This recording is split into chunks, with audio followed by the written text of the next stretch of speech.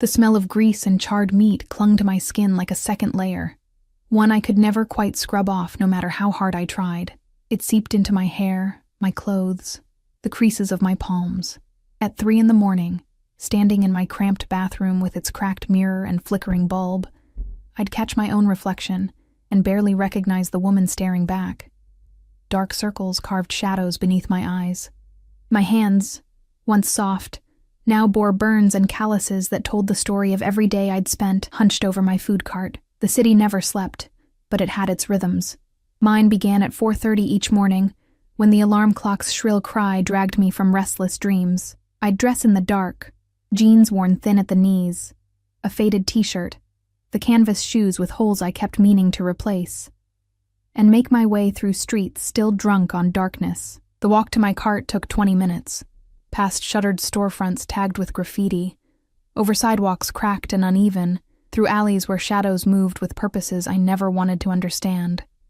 My cart waited where I'd chained it the night before, beside the construction site on 5th and Morrison.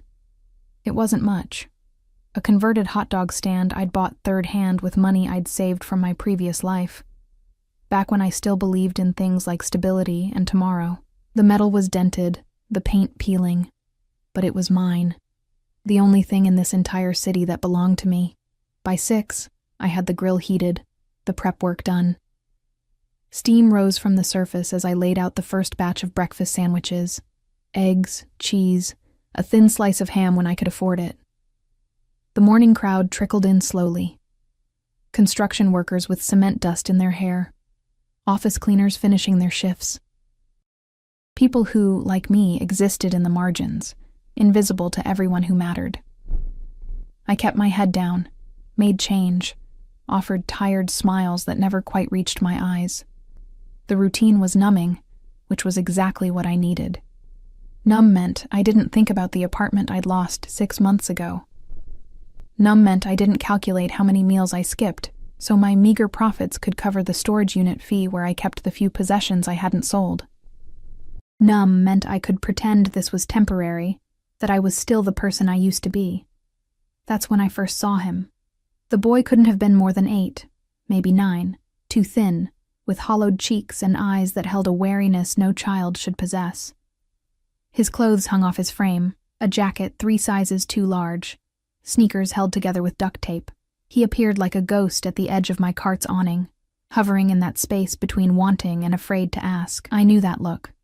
I'd worn it myself not so long ago. "Hey," I called softly, not wanting to startle him. "You hungry?" His eyes widened, darted left and right as if checking for traps. When he didn't answer, I wrapped up one of the breakfast sandwiches. Still warm, the cheese melted just right, and held it out. "It's okay," I said. "Consider it a gift." His hand shot out so fast I barely saw the movement. He snatched the sandwich and retreated 3 steps, unwrapping it with shaking fingers. The first bite he took was enormous, desperate. I had to look away, my throat tight with recognition. He came back the next day, and the day after that. We never spoke much. I'd make him a sandwich, sometimes 2 if the morning had been profitable, and he'd eat standing at the edge of my space, always ready to run. I learned his name was Tommy, that he lived around, that his favorite was when I managed to add bacon, the strips crispy and fragrant. "You don't have to keep feeding me," he said one morning, 3 weeks into our routine. His voice was small, uncertain. "I know," I replied, flipping eggs with practiced efficiency. "But I want to. Because feeding him fed something in me, too. Some small piece of humanity I thought I'd lost when my world fell apart. When my ex-boyfriend drained our joint account and disappeared. When the eviction notice appeared on my door. When I realized no one was coming to save me, that I'd been a fool to ever think otherwise. The morning stretched into afternoon. The lunch crowd was always more demanding, people in suits who looked through me like I was part of the scenery, teenagers who counted their change twice, delivery drivers who ate standing up because time was money and they had none to waste. My feet ached. My back screamed. The smell of grease had long since stopped registering as anything but normal. Tommy showed up again around 2, later than usual. His eyes were red-rimmed, and there was a fresh bruise blooming purple along his jaw. "What happened?" I asked, my hand stilling on the grill. Nothing. He wouldn't meet my gaze. Can I have a sandwich? I made him two. Added extra cheese, wrapped them carefully. When I handed them over, our fingers touched briefly. His were ice cold despite the summer heat. Tommy, if someone's hurting you... I'm fine. The words came out sharp, defensive. Thanks for the food. He vanished into the afternoon crowd before I could say anything else. The day wore on. The sun climbed higher, turning my cart into an oven, the awning providing minimal relief.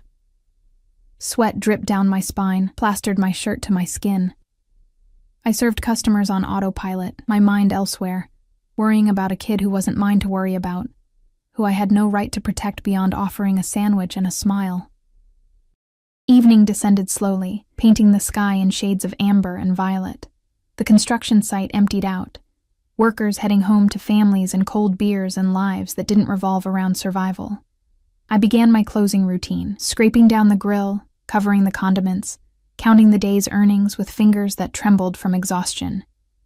$234. After the cart rental, propane, supplies, and the fee for my parking spot, I'd clear maybe $40. Enough to buy groceries for the week if I was careful. Enough to slowly, painfully claw my way back to something resembling stability. I was loading supplies into the storage compartment when I felt it, that prickle of awareness that said I wasn't alone. The street had emptied out, the usual evening crowd thinned to nothing. The construction site stood silent, its skeletal framework casting long shadows across the pavement. A car idled at the corner. Not just any car.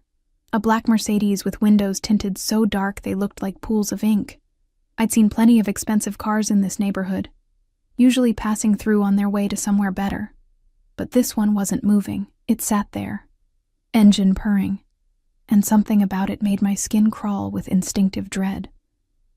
The back door opened. He emerged like smoke given form, all lean lines and controlled grace. Even from a distance, I could see he wasn't like the people who usually inhabited my world. His suit was dark, perfectly tailored, the kind that probably cost more than I made in 6 months.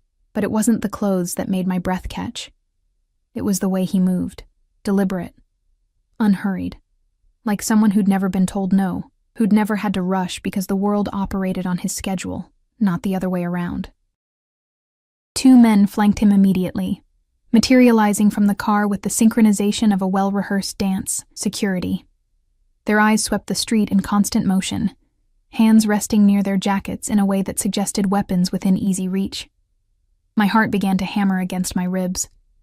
They crossed the street toward me, and I became acutely aware of how alone I was, how vulnerable. The nearest open business was 3 blocks away. My phone sat in my pocket, but who would I call? What would I say? As they drew closer, details emerged with painful clarity. The man in the center, because that's what he was, the center, the sun around which the others orbited, couldn't have been much older than 30. Dark hair styled with casual precision, features that belonged on magazine covers, all sharp angles and aristocratic lines. But it was his eyes that froze me in place. Dark, intense, calculating. Eyes that saw everything and revealed nothing. He stopped 3 feet from my cart. Close enough that I could smell his cologne, something expensive and woody that made my cheap surroundings feel even shabbier by comparison. His gaze swept over me in a single assessing glance that felt like being stripped bare. "You're the one who feeds the boy," he said. Not a question. A statement. His voice was low, smooth, with an accent I couldn't quite place. It wrapped around me like silk hiding razor wire. I tried to speak, but my throat had closed up, my mouth suddenly dry as desert sand. "Every day," he continued, taking another step forward. One of his guards moved with him, a shadow that never left his side. "For almost a month now, Tommy." The way he said the boy's name made my stomach drop. There was possession in it, ownership. I started, then stopped, my mind racing. Was Tommy his son? His nephew? Had I done something wrong by feeding him? He was hungry, you fed him.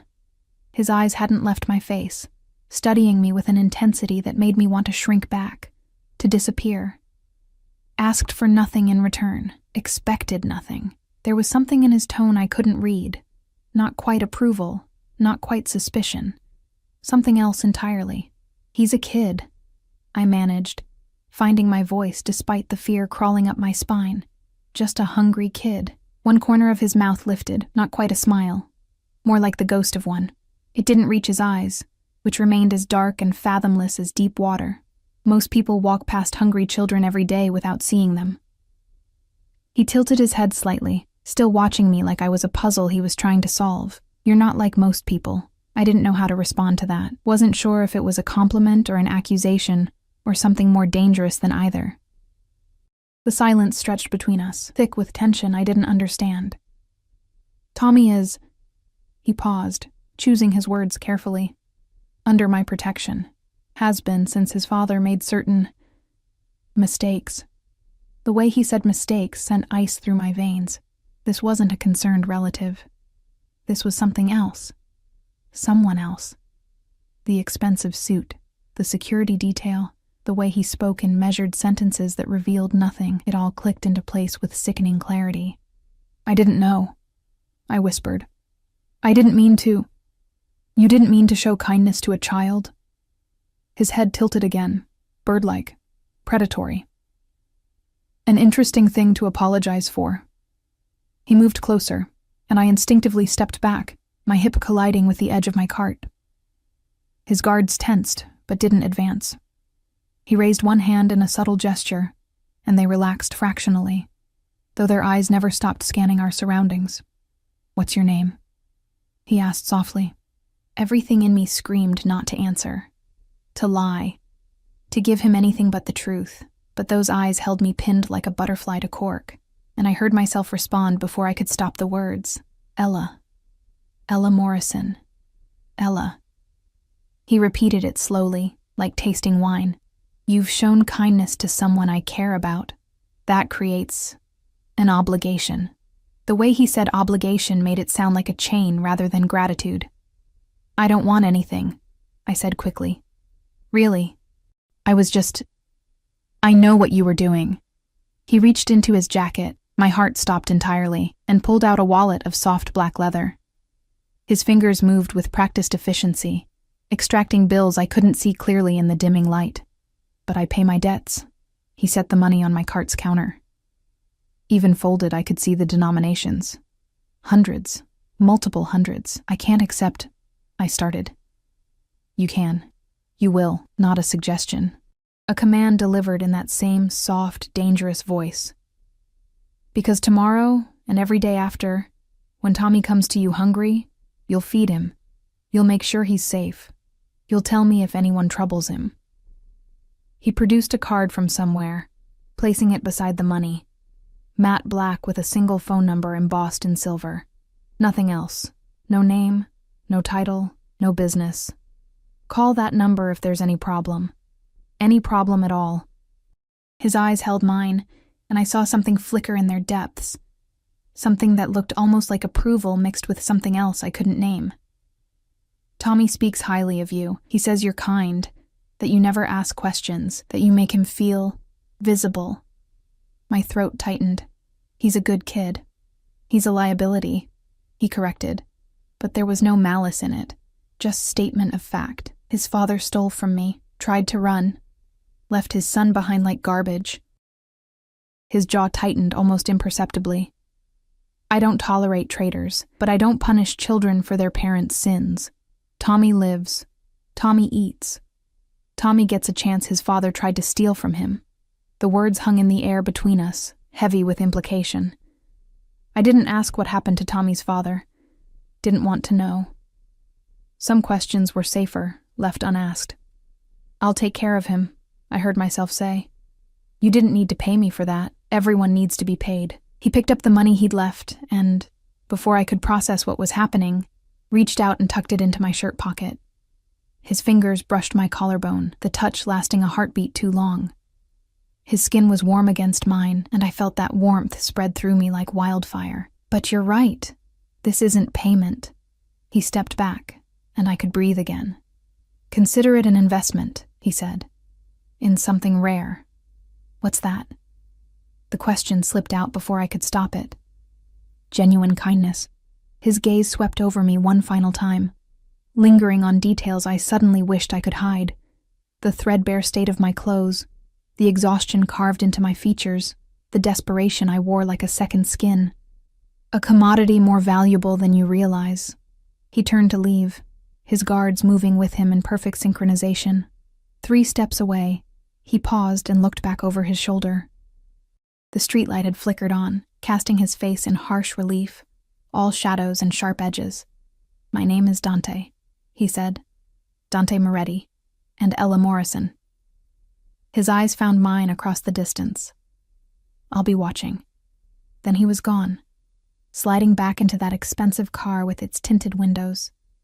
The engine purred to life, and the Mercedes glided away like a shark through dark water. I stood frozen beside my cart, my hand pressed to my pocket where I could feel the money's weight, foreign and dangerous. The card sat on my counter, gleaming dully in the fading light. I picked it up with shaking fingers, stared at that single silver number. Dante Moretti. I didn't need to Google the name to know what I'd find. The newspapers were full of whispers, of speculation, of crimes that could never be proven. The Moretti family controlled half the city's underworld: drugs, protection, gambling, things darker still. And I'd just promised to take care of the son of a man who'd betrayed them. The last customer of the evening, a tired woman in a grocery store uniform, approached my cart, and I served her on autopilot, made change, offered a smile that felt like it belonged to someone else. When she left, I finished my closing routine with hands that wouldn't quite steady. The money in my pocket felt like it was burning through the fabric. $500, more than I made in a week, maybe 2 weeks. Money that could solve so many problems, fill so many gaps. Money that came with a price I didn't yet understand. I pushed my cart toward the storage facility, my mind replaying every second of the encounter. The way Dante moved, the way he looked at me, the casual authority in every word, every gesture, the warmth of his fingers against my skin. Tommy appeared at my elbow without warning, making me jump. "Did he come?" the boy asked, his voice tight with something that might have been fear or hope or both. "Yes," I said softly. "What did he want?" I looked down at him. This child caught in a world he hadn't chosen. Just like me. To make sure you're being taken care of. Tommy's expression was unreadable. Old. Too old. He always makes sure. That's what he does. He protects what's his. The way he said it sent a shiver down my spine. "Am I in danger?" I asked before I could stop myself. Tommy's eyes met mine, and I saw something there that made my blood run cold. "We're all in danger, Ella. That's just the world we live in, but—" He paused, considering. "He won't hurt you. Not unless you betray him, and maybe not even then. Because what? Because he looked at you the way he looks at things he wants to keep." Sleep didn't come that night. I lay on the narrow cot in the corner of my storage unit, a space barely large enough to qualify as a room, smelling of cardboard and dust, and stared at the ceiling until my eyes burned. Every time I closed them, I saw Dante Moretti's face, those dark eyes studying me like I was something he was deciding whether to acquire or destroy. Tommy's words echoed in the darkness. He looked at you the way he looks at things he wants to keep. What did that mean? What could someone like him possibly want with someone like me? I was nobody. Nothing. A woman who sold breakfast sandwiches from a cart, who slept in a storage unit because she couldn't afford rent, whose entire net worth could fit in 2 boxes and a duffel bag. The money sat on the plastic crate I used as a nightstand, those crisp $100 bills arranged in a neat stack. I'd counted them 3 times. $500 exactly, enough to change everything for a few weeks, enough to be dangerous if it came with strings attached. And everything came with strings attached. Dawn broke gray and reluctant, clouds hanging low over the city like a lid on a pot. I went through my morning routine in a daze, washing my face in the communal bathroom, brushing my teeth, pulling my hair into the same ponytail I wore every day. The mirror showed me a woman who looked haunted, shadows beneath her eyes deeper than yesterday. The card, matte black with that silver number, went into my pocket. I told myself I was just keeping it safe, that I'd probably never use it, but my fingers found it throughout the morning, tracing its edges like a talisman. My cart was where I'd left it, chained to the bike rack near the construction site. The morning came alive slowly. The distant rumble of traffic, the sharp calls of gulls circling overhead, the metallic clang of workers arriving at the site. I heated the grill, prepped the ingredients, fell into the rhythm that kept me sane.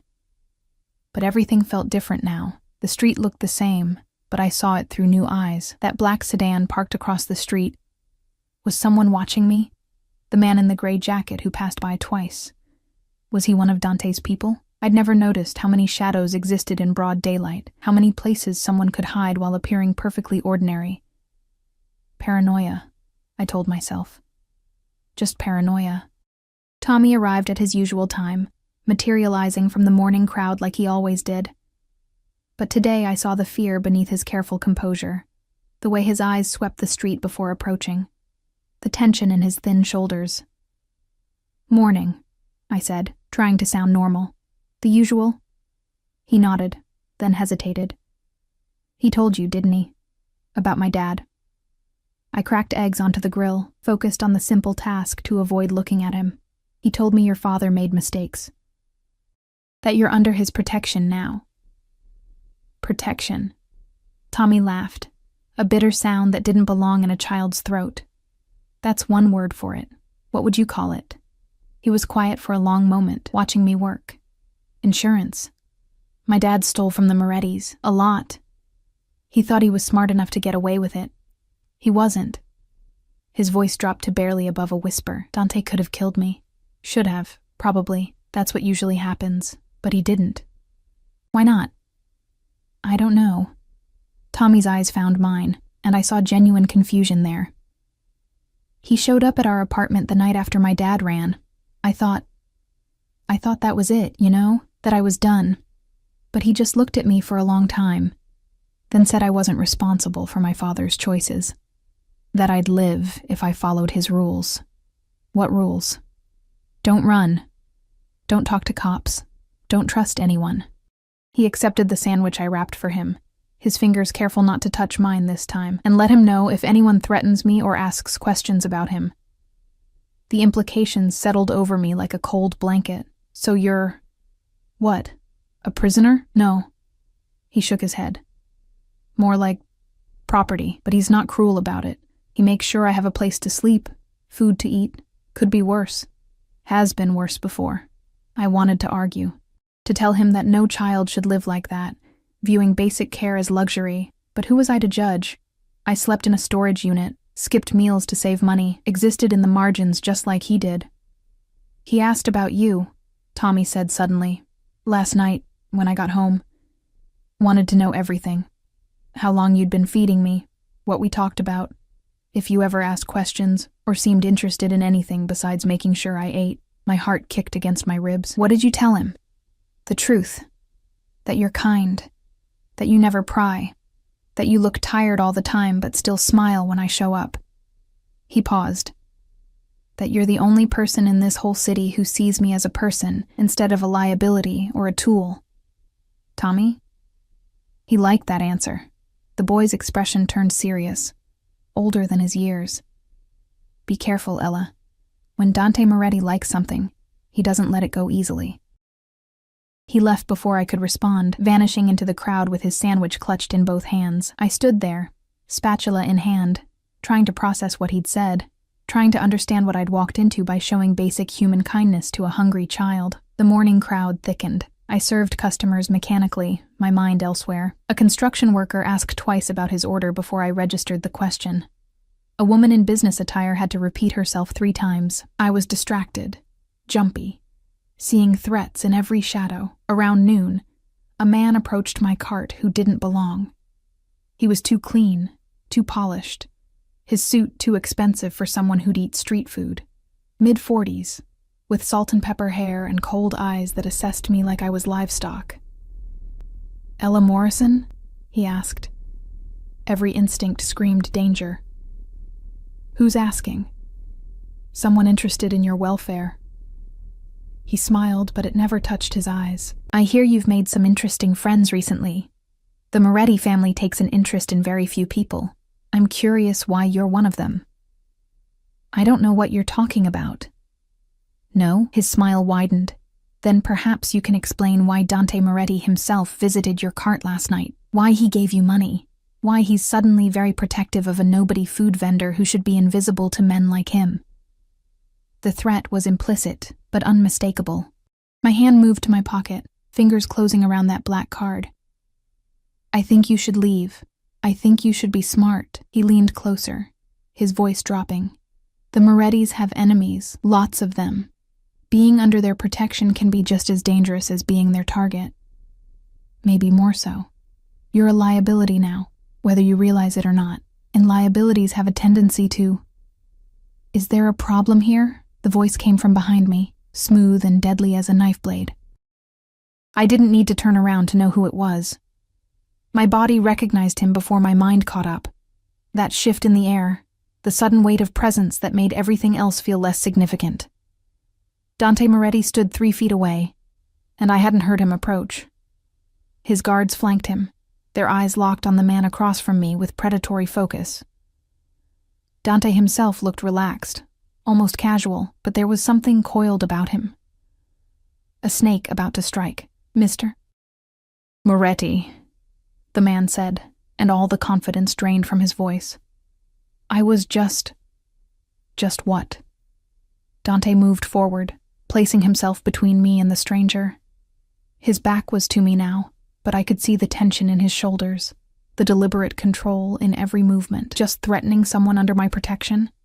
Just making the catastrophically stupid decision to approach what's mine without permission? I didn't know she was... Yes, you did.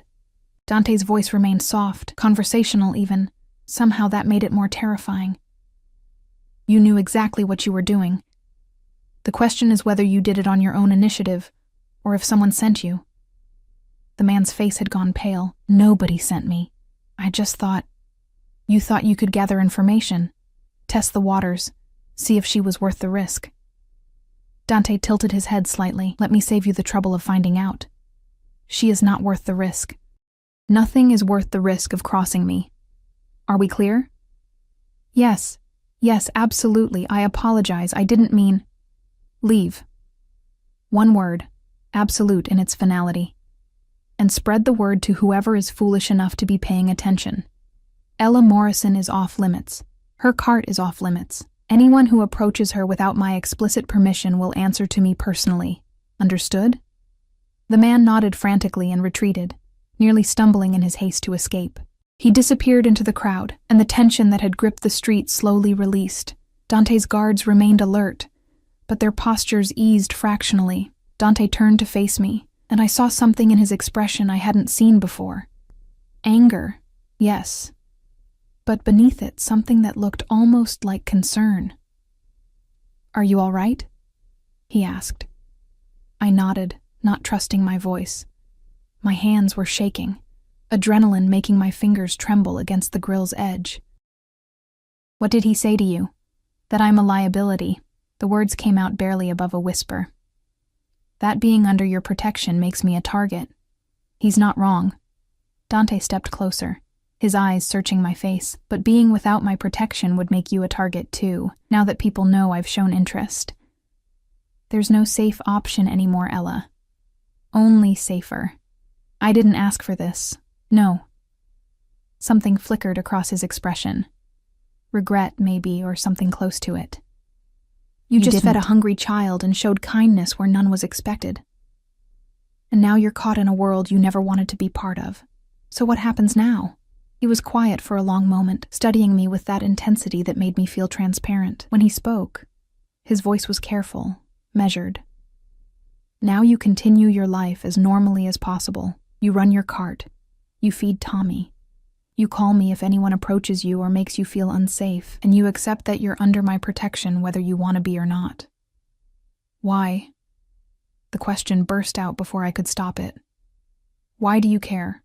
I'm nobody. Nothing. Why waste your resources protecting me? His eyes held mine, and I saw something shift in their depths. Something I couldn't name but felt in my bones. You showed kindness to a child I'm responsible for. That matters. And he paused, seemed to be choosing his words carefully. You remind me that not everyone in this city is motivated by greed or fear. That's rare. Worth protecting. That's it? That's the only reason? Does there need to be another? He reached out slowly, giving me time to pull away, and tucked a strand of hair that had escaped my ponytail behind my ear. His fingers lingered against my cheek, warm and surprisingly gentle. You're under my protection now. That means you're mine to keep safe. Accept it, Ella. Fighting it will only make things harder for both of us. The possessiveness in those words should have terrified me. Instead, I felt something else entirely, a warmth spreading through my chest, dangerous and unwelcome. This man was a criminal, a killer probably, everything I should run from, so why did part of me want to lean into that touch instead of pulling away? He must have seen something in my expression because his eyes darkened.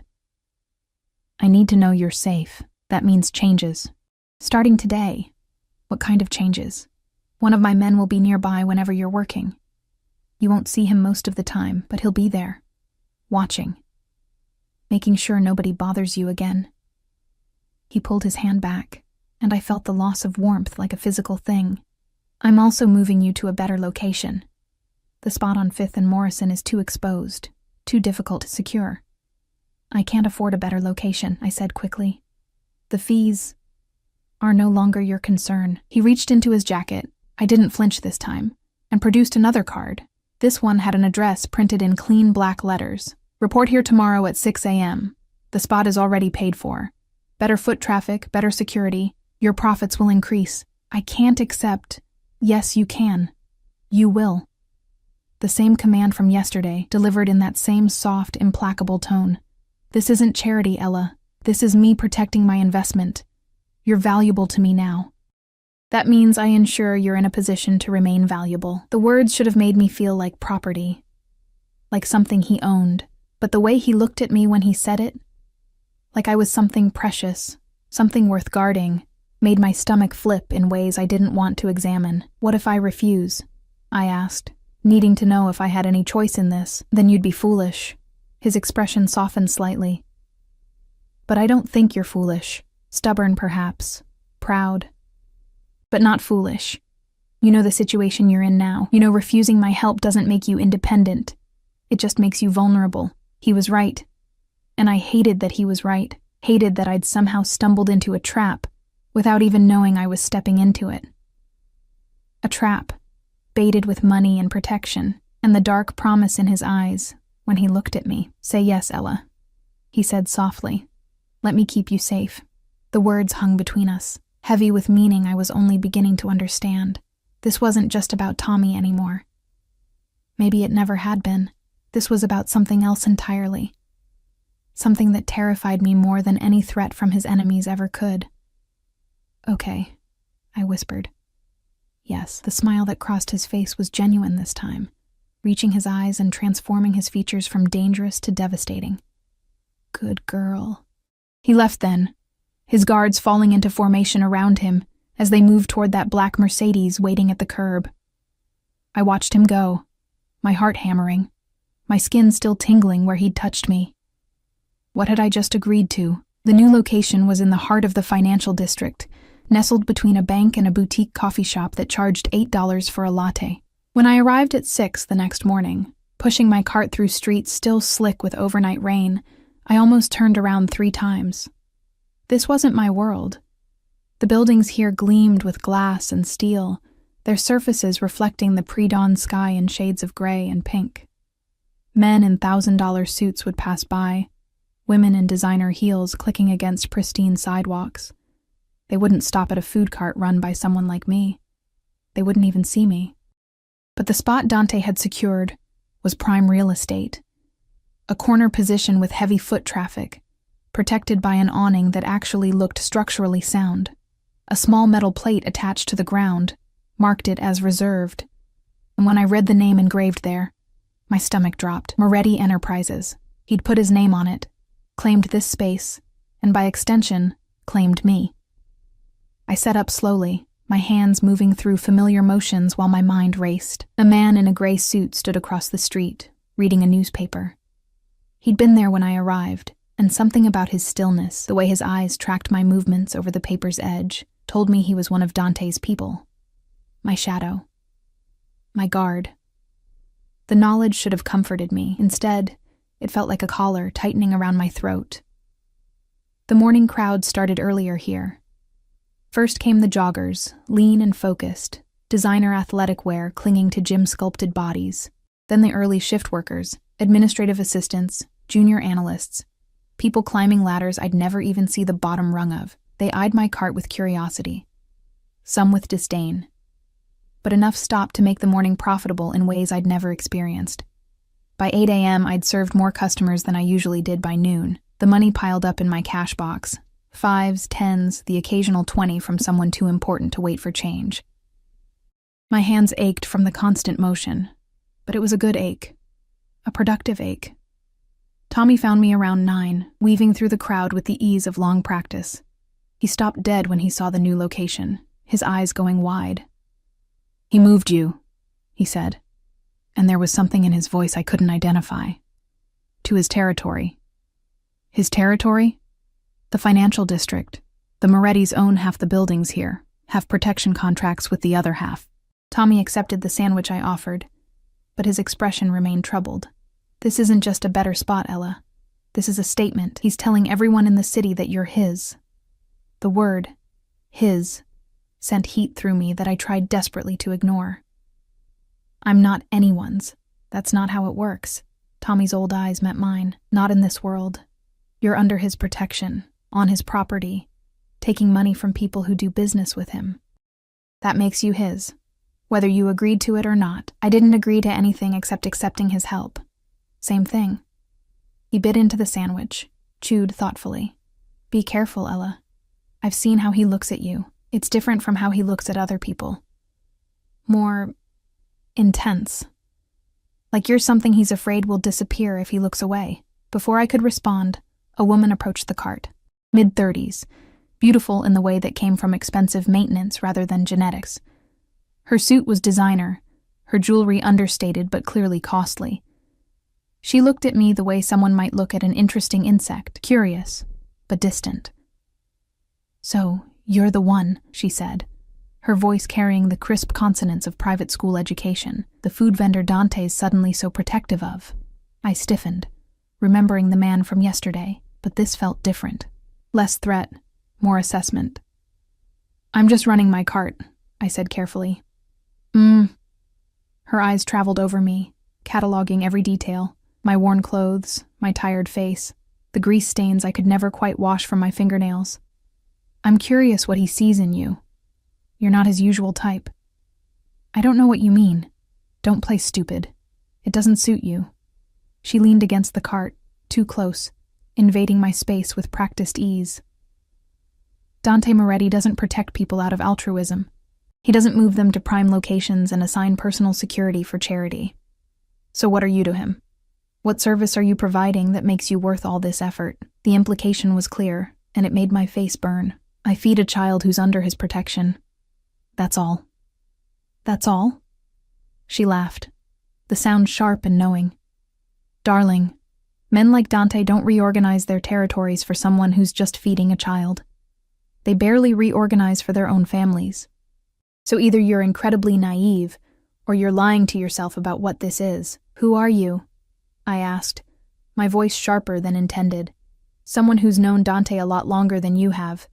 Someone who's seen him destroy people for far less than what you're doing." Her smile was all edges. "Consider this friendly advice. Whatever game you think you're playing, you're out of your league. The Moretti family doesn't do simple. They don't do innocent. Everything comes with a price, and eventually, Dante will expect you to pay it." She walked away before I could respond, her heels clicking a staccato rhythm against the sidewalk. I stood frozen, my hands gripping the cart's edge hard enough to hurt. Tommy had gone pale. "That was Isabella Russo. Her family does business with the Morettis. If she's noticing you, it means everyone's noticing you." "Great," I muttered. Just what I needed. The rest of the morning passed in a blur. More customers, more money, more curious glances from people who seemed to know something I didn't. The man across the street never moved, his presence a constant reminder that I was being watched, protected, controlled. Lunch service was chaos. The financial district came alive at noon. Sidewalks flooding with people desperate to grab food before their next meeting. I worked nonstop for 2 hours, barely keeping up with demand. My shirt stuck to my back with sweat. My feet screamed in protest, but the money kept piling up. $300 by 2 p.m., more than I usually made in 2 days. When the crowd finally thinned, I allowed myself a moment to breathe. Leaned against the cart, rolled my shoulders, tried to process everything that had happened in the last 48 hours. That's when the Mercedes pulled up. It was a different car this time. Still black, still expensive, but sleeker somehow. The back door opened, and Dante emerged with that same controlled grace that made my breath catch. Today he wore charcoal gray, the suit fitting him like it had been painted on. His eyes found me immediately, and something in his expression softened. "How's the new location?" he asked, approaching with his ever-present guards shadowing his steps. "Busy," I managed, "very busy." "Good." He gestured to the cash box I hadn't bothered to hide. "Your profits?" I nodded, suddenly self-conscious about the crumpled bills and scattered change. "Count it," he said. "I don't need to." "Count it, Ella." Not a request. My hands shook slightly as I sorted the bills, stacking them by denomination. When I finished, the total made my throat tight. $347. More than I'd made in my best week at the old location. Dante watched me count, his expression unreadable. When I finished, he pulled out his wallet and added 5 crisp hundreds to the pile. "What are you doing?" I asked. "Making sure you understand your value." He pushed the money toward me. "This is what you should be making every day. This is what you're worth in the right location, with the right protection. Remember that.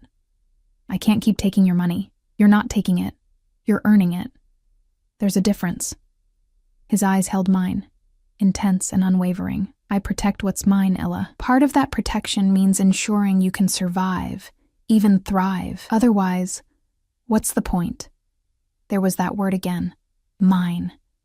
It should have made me angry, should have made me rebel against the possessiveness inherent in it. Instead, it made something low in my stomach tighten with heat I didn't want to acknowledge. "Why are you doing this?" I asked, the question that had been burning in my chest since yesterday finally escaping. "Really? Not the reasons you've given me, but the real reason. Why do you care what happens to me?" He was quiet for a long moment, studying me with an intensity that made me want to look away. When he spoke, his voice was lower, rougher. "Because when I look at you, I see something I thought didn't exist anymore in this city. Someone who gives without expecting anything in return. Someone who sees a hungry child and feeds him. Not because it benefits her, but because it's the right thing to do." He took a step closer, and I could smell his cologne again, all wood and spice. "That kind of goodness is rare, Ella. Worth protecting. Worth keeping." "I'm not that good," I whispered. "You don't know me. You don't know what I've done, the mistakes I've made. I know you sleep in a storage unit because you lost your apartment. I know your ex-boyfriend stole from you and left you with nothing. I know you work 16-hour days and skip meals to save money. I know you've been invisible to this city for 6 months, and yet you still find ways to show kindness to others." His hand rose, fingers brushing my cheek with devastating gentleness. "I know everything about you, Ella Morrison. And I want to keep you anyway." The words stole my breath. "You investigated me." Of course I did. I protect what's mine, which means I need to know everything about it. Every detail, every vulnerability. His thumb traced my cheekbone, and I couldn't make myself pull away. "You have no family, no real friends, no safety net. You're one disaster away from complete ruin. That ends now. You can't just..." "I can. I am." His eyes searched mine. "Let me take care of you, Ella. Let me give you what you need. Security, stability, protection. In return, all I ask is that you accept it. That you let me keep you safe. And what happens when you get bored?" The question came out bitter, defensive. "When whatever this is loses its appeal? What happens to me then?" Something dark flickered across his expression. "I don't get bored with things I truly want. And I want you, Ella. Have from the moment I saw you feeding Tommy without hesitation. Without asking for anything in return. I want to keep you. Protect you. Make sure nothing in this city ever hurts you again." His words wrapped around me like silk. Beautiful and suffocating. Part of me wanted to give in, to accept the safety and security he offered. But another part, the part that had survived 6 months of hell on pride and determination alone, rebelled against the idea of belonging to anyone, even him. "I need time," I said, "to think. To process all of this. Take what time you need." He dropped his hand, but didn't step back. "But understand that my protection isn't contingent on your acceptance. You're mine now, whether you agree or not. The only question is whether you'll fight it or embrace it." He left then, sliding back into that Mercedes with its tinted windows. But before the door closed, he looked back at me one more time, and the heat in his gaze made my knees weak. The afternoon crowd was lighter, giving me time to think, time to panic, time to understand exactly how thoroughly my life had changed in just 2 days. Tommy showed up again around 4, later than usual. His eyes went immediately to the money in my cash box, then to the card Dante had left behind, another black card with another address. "He gave you an apartment," Tommy said, reading the address, "in the Riverside complex. That's where he houses people under his direct protection. I haven't agreed to take it. Doesn't matter. It's yours now. He's already made up his mind." Tommy's expression was grave. "You need to understand something, Ella. When Dante decides he wants something, he gets it, always. The only variable is how much fighting happens first. And honestly, he doesn't seem like he wants to fight you.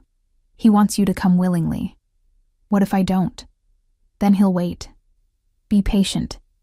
Make your current situation gradually more uncomfortable until accepting his offer becomes the logical choice." Tommy shrugged. "Or he'll just move you anyway and deal with your anger later. Hard to say." The certainty in his voice chilled me. "You sound like you've seen this before." "I have. With businesses he wants to acquire, with territory he wants to control. He stopped abruptly, his expression closing down. "With what?"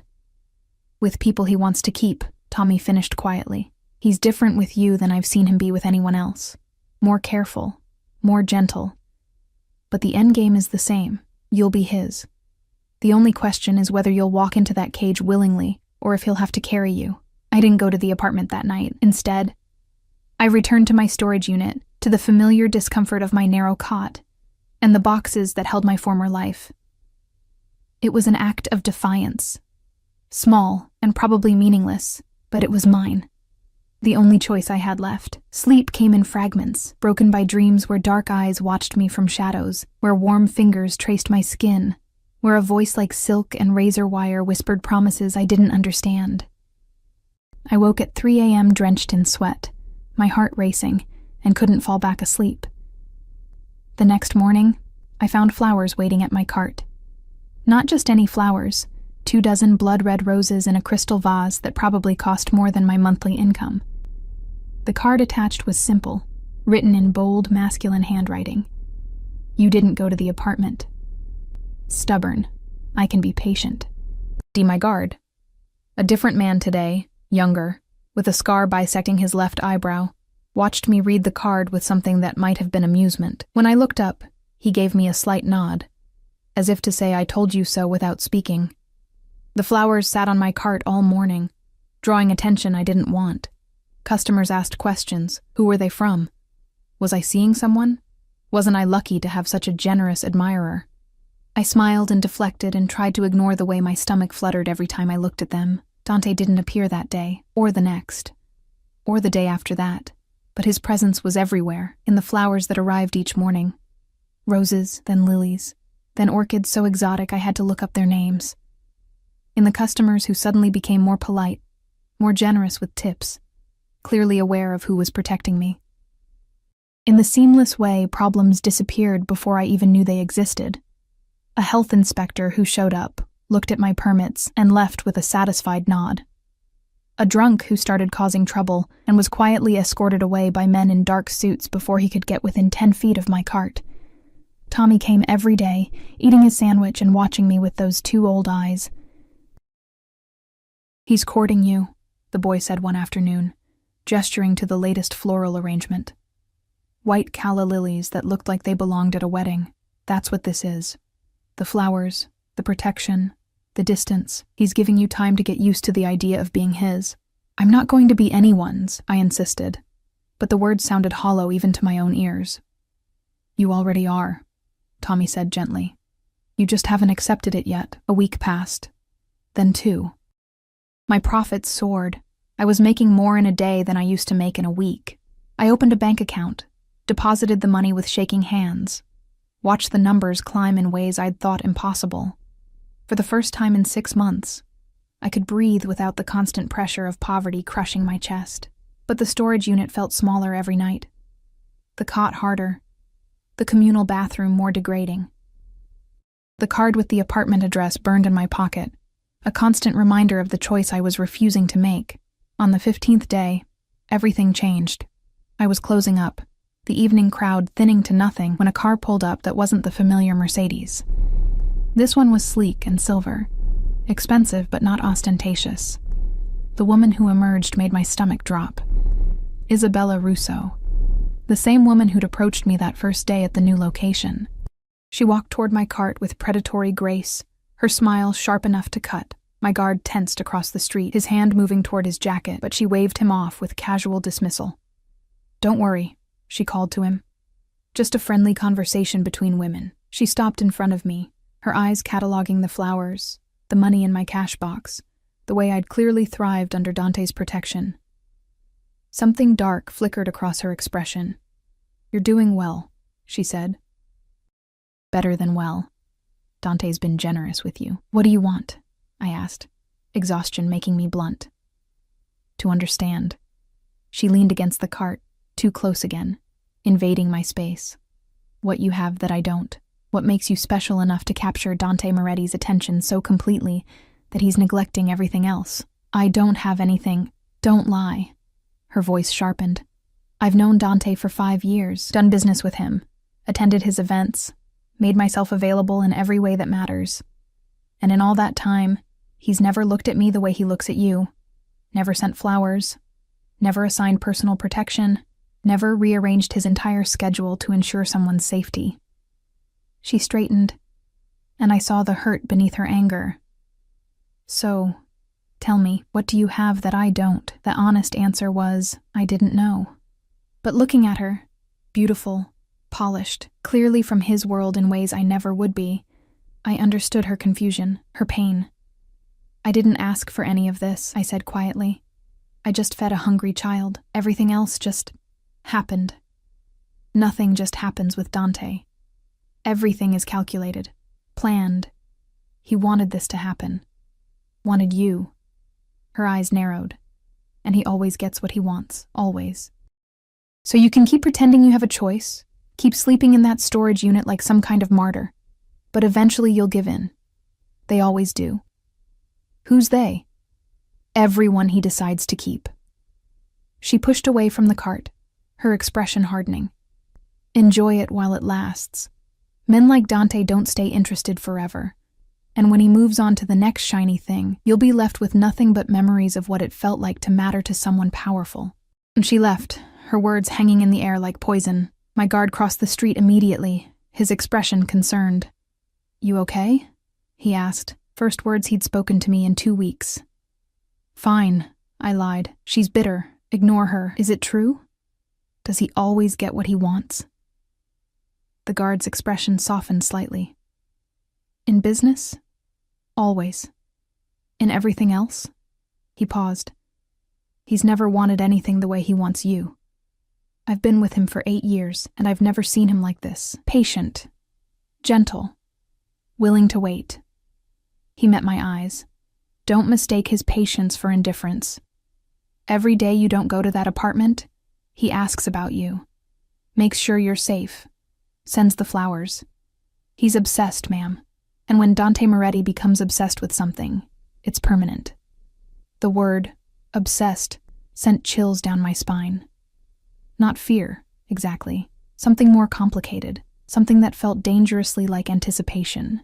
That night, I finally opened the envelope he'd given me with the apartment address. Inside was a key. Simple, silver, surprisingly ordinary, and a note in that same bold handwriting. This is yours whenever you're ready. No obligations, no expectations. Just a safe place to sleep. You deserve at least that much. D. I held the key in my palm, feeling its weight, feeling the weight of the choice it represented. The storage unit suddenly felt unbearable. The walls too close, the air too stale. The reminder of everything I'd lost too painful to endure for one more night. I packed my 2 boxes and duffel bag. Called a cab I could finally afford. Gave the driver the address with hands that wouldn't quite steady. The Riverside complex was everything I'd feared it would be. Gleaming glass and modern architecture. A doorman who greeted me by name. Elevators that moved with whisper-quiet efficiency. The apartment was on the 12th floor, and when I opened the door, I had to grip the frame to stay upright. It wasn't just an apartment, it was a home. Hardwood floors gleamed in the ambient lighting. Floor-to-ceiling windows showed a view of the city that took my breath away. The furniture was new, expensive, chosen with careful attention to comfort rather than showiness. The kitchen had granite countertops and appliances I'd only seen in magazines. The bedroom held a bed so large and inviting I wanted to cry. But it was the small details that broke me. The bookshelf stocked with novels in my favorite genres. How did he know? The bathroom with toiletries in my preferred brands. The closet filled with clothes in exactly my size. Nothing too flashy, just quality basics that would actually fit my life. The refrigerator stocked with real food, fresh vegetables and good cheese, and the expensive coffee I'd always wanted to try but could never justify. He'd thought of everything. Anticipated my every need, created a space that felt like it had been made specifically for me. I sat on the couch, soft leather that molded to my body, and let myself cry for the first time in months.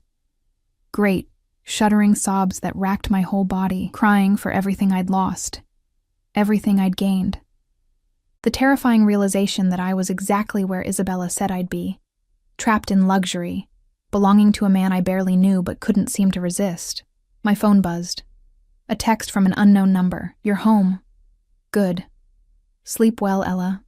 Tomorrow we talk. D. He was watching. Of course he was watching. Probably had cameras, alerts, some way of knowing the exact moment I walked through that door. The knowledge should have terrified me.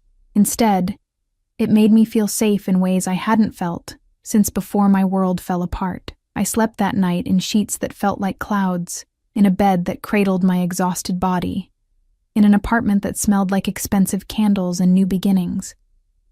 And when I dreamed, it was of dark eyes and gentle hands, and a voice promising to keep me safe forever. Morning came too soon. I woke disoriented, forgetting where I was until the unfamiliar comfort registered. Sunlight streamed through windows I'd forgotten to cover, painting everything gold. For a moment, just one perfect moment, I let myself pretend this was my life. That I deserved this. That accepting it didn't mean surrendering everything I was. My phone buzzed again. Another text. Car will pick you up at 5:30 a.m. Don't bring your cart. You're done with that. Deep panic flared in my chest. The cart was mine. My independence. The one thing I'd built from nothing. He couldn't just take it away. I typed back quickly. I'm not done with the cart. It's my business. His response came immediately. You're right. It's your business. Which is why I'm not taking it away. I'm expanding it. Trust me. Get in the car. Trust him. The man who'd investigated every detail of my life. Who'd moved me like a chess piece. Who'd created a gilded cage so beautiful I'd walked into it willingly. But what choice did I have? Fighting him meant losing everything I'd gained. Accepting him meant losing everything I was. At 5:30, I got in the car. The driver said nothing, just navigated through early morning streets with practiced efficiency. We drove for 20 minutes, leaving the financial district behind, heading toward the waterfront. My confusion grew with every passing block. Then I saw it. A restaurant. Small but beautifully designed, with floor-to-ceiling windows facing the harbor. The sign above the door read, Ella's, in elegant script. Workers moved inside, putting finishing touches on what was clearly a nearly complete renovation. The car stopped. The driver opened my door. Mr. Moretti is waiting inside. I walked toward the entrance on legs that felt numb, pushed open the door to find Dante standing in the center of the empty dining room, his hands in his pockets, watching me with an expression I couldn't read. "What is this?" I asked. "Yours." He gestured to the space around us. "Your restaurant. Your business. Your future, if you want it. I don't understand. You showed me you could run a business feeding people from a cart. Imagine what you could do with a full kitchen, a staff, a real location." He moved toward me slowly, giving me time to process. "I'm not taking away your independence, Ella. I'm giving you the resources to expand it, to become everything you're capable of being." "Why?" The word came out broken. "Because you deserve it. Because I want to give it to you. Because seeing you succeed makes me feel something I haven't felt in years." He stopped in front of me, close enough that I could feel his warmth. "Because you're mine, and I take care of what's mine. I didn't agree to be yours. You moved into the apartment." His eyes held mine. "That was agreement enough. Taking shelter isn't the same as... isn't it?" He reached out, fingers tilting my chin up so I had to meet his gaze. "You accepted my protection, my home, my care. You let me into your life, Ella. That makes you mine, whether you want to admit it or not. And what do you get out of this?" I asked. "What's the price for all this generosity?" "You." Simple, direct, devastating. "I want you, Ella Morrison, in my life, by my side, under my protection permanently. I want to wake up knowing you're safe, want to see you build something beautiful, want to watch you thrive instead of just survive." His thumb brushed my lower lip. "I want you to be mine in every way that matters." The words hung between us, heavy with promise and threat in equal measure. I should have pulled away, should have said no, should have run from this man who'd systematically dismantled every wall I'd built around myself until I stood before him exposed and vulnerable. Instead, I asked the only question that mattered. "And if I say yes, if I agree to be yours, what does that actually mean?" Something shifted in his expression. Relief, maybe. Or satisfaction at a victory he'd known was inevitable from the start. His hand cupped my cheek, thumb tracing my cheekbone with devastating gentleness. "It means you stop fighting me. Stop pretending you don't feel this thing between us." His voice dropped lower, intimate. "It means you let me take care of you the way I've wanted to since the moment I saw you feeding Tommy without hesitation. It means you accept that you matter to me. More than you should. More than is probably wise, but undeniably. I don't know how to be what you need," I whispered. "You already are." He leaned closer, his forehead nearly touching mine. "You think I want someone from my world? Someone who understands the violence and the compromise and the darkness? I have enough of that. What I need, what I want, is you, exactly as you are, kind, stubborn, resilient, real." "I'm scared." The admission escaped before I could stop it. "Good. Fear means you understand the weight of this." "But Ella," his eyes searched mine, "I would never hurt you. Never let anyone else hurt you. You're the one thing in my entire life that's untouched by the ugliness of what I do. I want to keep you that way. You can't protect me from everything. Watch me. Not arrogance. Promise. Say yes, Ella. Stop running from the only person who wants to see you succeed." I thought about the past 2 weeks. The flowers arriving each morning like clockwork. The way problems disappeared before I knew they existed. The apartment that felt more like home than anywhere I'd lived in years. The restaurant standing before me now, built on nothing but his belief that I deserved better. He wasn't asking me to change. Wasn't demanding I become someone else. He was asking me to let him help me become more of who I already was. "Yes," I breathed. "Okay. Yes." The kiss came swift and sure, his mouth claiming mine with barely restrained hunger. I gasped against his lips, and he swallowed the sound, one hand tangling in my hair while the other pulled me flush against him. He tasted like coffee and mint, and something darker, more dangerous. Something that made my knees weak and my heart race, and every rational thought scatter like leaves in wind. When he finally pulled back, we were both breathing hard, His eyes had gone nearly black, pupils blown wide with desire barely held in check. Mine, he murmured against my lips. Say it. Yours. The word felt like surrender and victory simultaneously. He rested his forehead against mine, his breath warm on my face. I'm going to give you everything, Ella. Everything you've ever wanted and things you haven't even imagined yet. You'll never worry about money or safety or where your next meal comes from. You'll never sleep in storage units or skip meals or feel invisible again. I promise you that. What about Tommy? I asked, because even in this moment, I couldn't forget the boy who'd brought us together. Dante's expression softened. Tommy stays under my protection. He'll help in your restaurant if he wants. Give him purpose, structure, a path forward, but he's not the reason I'm doing this anymore. His thumb brushed my lower lip again.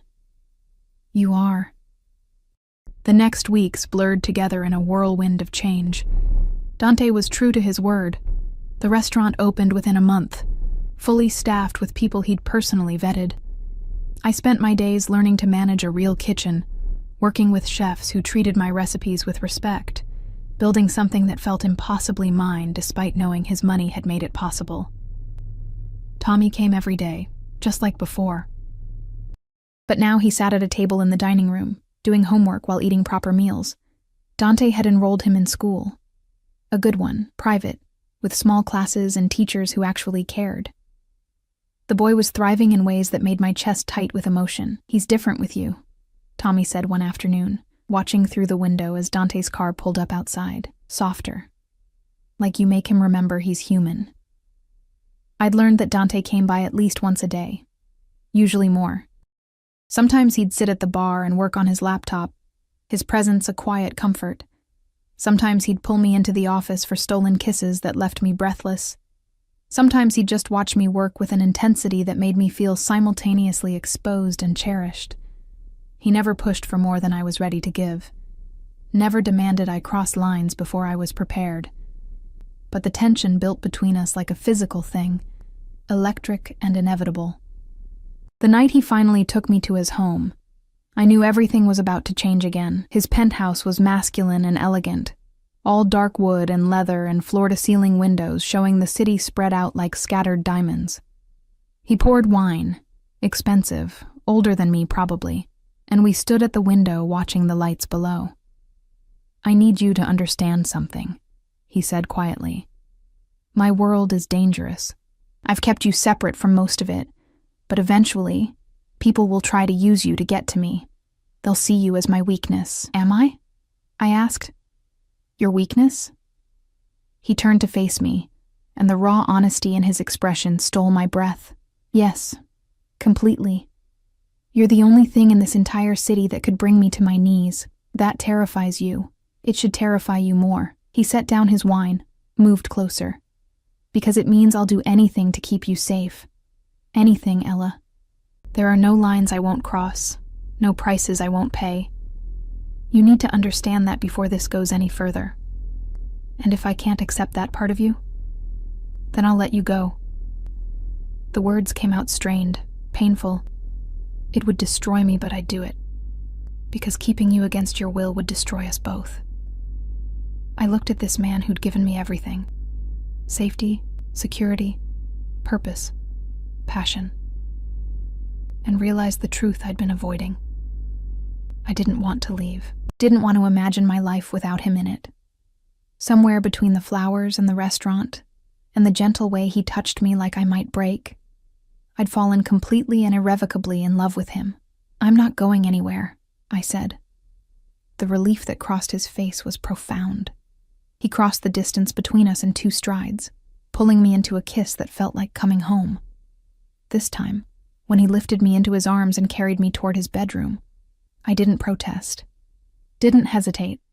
I surrendered completely. That night, tangled in sheets that smelled like him, his body warm against mine, and his arms holding me like I was something precious, I finally understood what Tommy had meant all those weeks ago.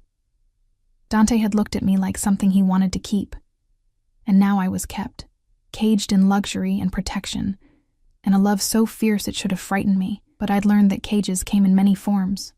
Some were prisons, and some like strong arms holding you through the night, and a voice whispering promises against your skin, were sanctuaries. 6 months later, the restaurant was thriving. Tommy had moved into the apartment next to mine in Dante's building, under the official guardianship of a cousin who existed primarily on paper. The boy was getting straight A's, playing soccer, laughing in ways that made him look his actual age. Isabella Russo had tried once more to cause problems, spreading rumors, suggesting I was nothing but a paid mistress. Dante had handled it with characteristic efficiency. She'd issued a public apology within 24 hours and hadn't been seen in our neighborhood since. I'd learned to navigate his world, the business dinners where I smiled and made polite conversation while pretending not to notice the weapons hidden under suit jackets. The charity galas where I wore dresses that cost more than my old cart and stood beside him while he commanded every room he entered. The quiet moments when he'd come home exhausted and dangerous, and I'd remind him there was still softness in his life. He'd proposed on the anniversary of the day we met, a ring that was elegant rather than ostentatious, diamonds set in platinum that caught the light like captured stars. I'd said yes before he'd finished asking. Now, standing in the restaurant as the evening service wound down, I watched Tommy bus tables with the efficiency of long practice, watched my staff move through their routines, watched the life I'd built from nothing but Dante's belief in me thrive beyond anything I'd imagined possible.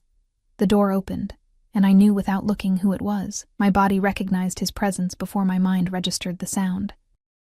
Dante crossed the room with that predatory grace that still made my breath catch, his eyes finding mine immediately. "Busy night?" he asked, pulling me into his arms like he always did, like he needed the contact as much as I did. "Good night," I corrected, leaning into his warmth. "We're fully booked for the next 2 weeks." "That's my girl."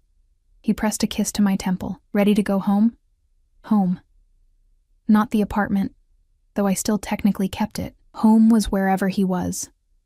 The penthouse where I now spent most nights, where my clothes hung in his closet and my books filled his shelves, and my presence had transformed his space into something softer, warmer. Almost. "Let me finish closing up." He helped, because he always did. Moved through the space with familiar ease, knowing exactly where everything went because he'd been here since the beginning.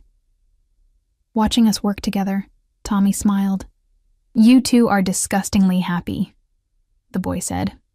But there was warmth in his voice. "It's nice. Makes me think maybe good things can happen even when life's been terrible." "They can," I assured him. "You just have to be brave enough to accept them when they're offered." Later, in Dante's car with the city lights blurring past, his hand found mine in the darkness. His fingers laced through mine, thumb stroking my ring in a gesture that had become habit. "Do you regret it?" he asked quietly. Saying yes to me? I thought about the woman I'd been, invisible, exhausted, barely surviving. Thought about the woman I was now, successful, protected, loved beyond measure. Thought about the choice I'd made to surrender to a man who'd seen value in me when I couldn't see it in myself. "Never," I said, "not for a single moment." "Good." He lifted my hand to his lips, pressed a kiss to my knuckles. "Because you're stuck with me now, Ella Morrison. For better or worse. We're not married yet. A technicality." His eyes met mine in the dim light. "You became mine the moment you fed a hungry boy without asking what was in it for you. Everything since has just been making it official." He was right, I realized. From that first sandwich handed to a child who needed kindness, my fate had been sealed. I'd walked into Dante Moretti's life without knowing it, and he'd refused to let me walk back out. Some might call it a trap, a cage, a loss of freedom. But wrapped in his arms that night, safe and cherished and loved with an intensity that still took my breath away, I knew the truth. I hadn't lost my freedom. I'd traded survival for living. Loneliness for belonging. Invisibility for being seen so completely that hiding was impossible. Dante Moretti had claimed me, body and soul, and I'd claimed him right back. The city spread out below us as we drove through the night, full of people struggling and surviving and hoping for better. I'd been one of them once. Now I was something different, someone who'd learned that sometimes the most dangerous choices led to the most beautiful destinations. Tommy was safe. The restaurant was mine, and the man beside me, This beautiful, dangerous creature who'd systematically dismantled my defenses and rebuilt my life into something extraordinary, was mine to keep. Some fairy tales ended with true love's kiss. Mine ended with a kiss from a man whose hands were stained with darkness, but who'd used them to build me a kingdom of light.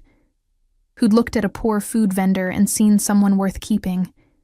Who'd turned my simple act of kindness into a love story neither of us had seen coming.